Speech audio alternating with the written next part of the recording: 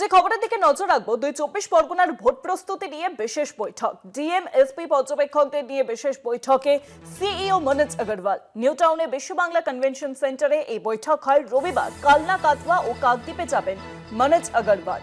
সমস্ত বিষয় খতিয়ে দেখার জন্যই কিন্তু মনোজ আগরওয়াল সিইও তিনি ইতিমধ্যেই বৈঠক করেছেন এবং আগামীকাল কাটওয়া, কাকদ্বীপ এবং কালনাতে যাবেন তিনি। আরো জানাবেন এই বিষয়ে ফোন লাইনের সঙ্গে রয়েছেন প্রতিনিধি সত্য সুন্দর ভট্টাচার্য। সত্যদা, দ্বিতীয় দফা নির্বাচনের আগে ইতিমধ্যেই বৈঠক করলেন সিইও।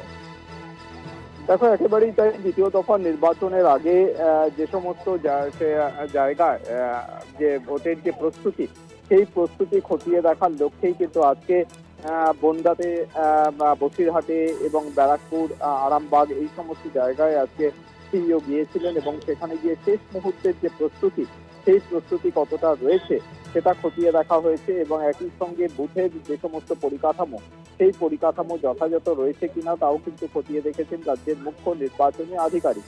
এবং বলা যেতে পারে দ্বিতীয় দফা ভোটের আগে এই সিইও যে এই জেলা সফরে গিয়েছিলেন, সেখানে তার সঙ্গে ছিলেন বিশেষ পর্যবেক্ষক সুব্রত গুপ্ত।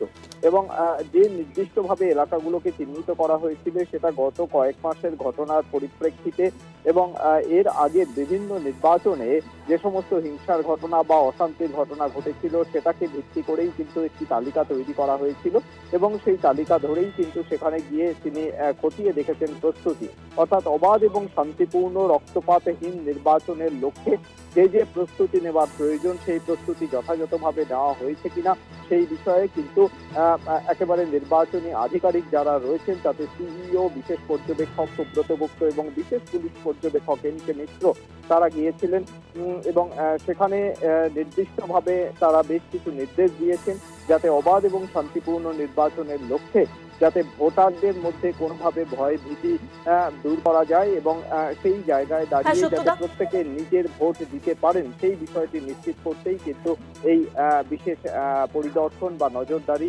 এমনটাই কিন্তু কমিশন সূত্রে জানা যাচ্ছে। তুমি আমাদের সঙ্গে থাকো সত্যদা।